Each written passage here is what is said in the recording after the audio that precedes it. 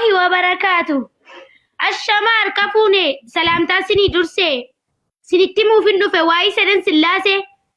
والربا ربيتي نقيارا جيساني نورا سنين جنيرا منكم كان كيساني الحمد لله جنة تربي والأرجو كينيا قطة تادا ودا سنين قافا نبينيا warri soddaas ol seenaa hin sodaatin abshiraa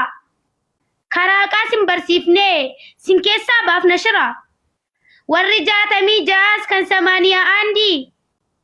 haqa rabbii jal'isaa hin milkooftan abadi kottaa yaa kiristaanaa sillaaseen sin garsiisa sadan tokkummaa kana killeen siniif fakkeessa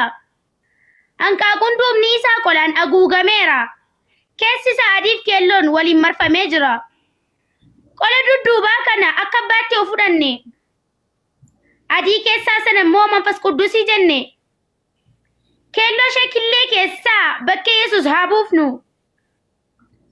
gaaffiin inni guddaan Maryamin talli Imraan eenyuun deesse haa jennu abbaaf manfas quddusii yesusis dabalatee hunduma isaaniitu iddoo tokko dhalate maal dubbiin dhibaan kuni didee waliin laaqqate ammas gaaffiin guddaani kan deebiinsaa dhabame killee yoo kuftee cabde maaluma isaatu hafame loojikii isaanii kana hundumtuu xiinxalaame firii isheetti keelloo ishee hanqaaquu keessa cabsuu ishee yoo barbaanne dura maal nu feesisa qola isa dugduubaa cabsuu nu barbaachisa ittaanee kan cabsamu foon adii isa keessaa isteeppii kanaan deemnee killee tokko cabsina yoo feene gabaabinnee piraaktisii itti baana egaa dubbii koo kan hubatu warra ulul albaabi shubbisaan kan amantu dhiisiitii bira darbi hunduma nama hubatu nu taasisi yaa rabbi egaa yesuusin warra jeessan durabbaan rukutanii lammaffaa irrattis ammoo manfas quddusii cabsanii yeroo sadaffaa irratti yesuusitti darbanii ajjeesanii dhumarra mukatti fannisanii achirraa gabbuusanii qabrii keessatti awwaalanii akkasittoo ibsine waaqni tokkoyyuu na hafne sillaaseenii fi killeen isaa waliin fakkaanne loojikii sobaa kana dhaga'uusaa nuffine amma gaas irratti gaaffii cimaatu ka'a fakkeenya sillaaseetiif killeen lukkuu nuuf ta'a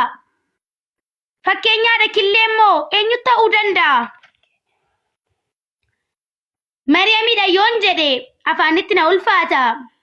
loojikii sobaa kanatti jarri maaliif maraata sobuu fala godhachuu isaan malu sinirraa aadaa fokkisaa fiddan warra safuu hin beeknerraa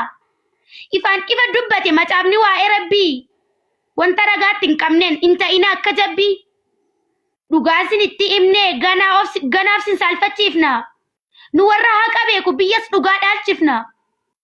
wayin harka kennadhaa kottaa manaa rabbitti yookiin waa'ee sillaasee dabalaa macaafatti waan macaafarra hin jirre nu maal jennee amanna nu dhugaadhaaf jiraannas nu dhugaadhaan jiraanna macaafumti keessanuu gulaaluu sin gaafata wajjin burjaaja'urra islaamummaaf furmaata yesuusoo yeroo kaanii waan baay'ee sinitti hima waa'ee macaafa maal jedhe nuuf gaafadhaa yaa nama yoo tokkoon dhageessanii tokkommaaf dhangalaaftu dhugaan utuma jiru soba barbaacha joortu filattanii dukkana utuu ifa gartanii jireenyi utuu jiru du'amaaf jaalattanii nama waaqa yeroo jettan sammuun sin keessa jira qur'aanaa fi hadiisaan wal aanamaa yaafira gaafa boleessa keenyaan jettanii ati uumaa xiqqoo shin salfattanii yoo waaqa gootan nama dhiigeessuusin gammaddu reebichaaf gidirfama isinii fi seexanni qabduu laata firooma baganuuf du'e jettan jaalattanii dhiigasaa sheexannis ni gammade jedhee nan ajjeesisa hidhannoo qabduu tarii keessan nu shakkisiisa yesuustu si barsiise waldaa keessattu taalu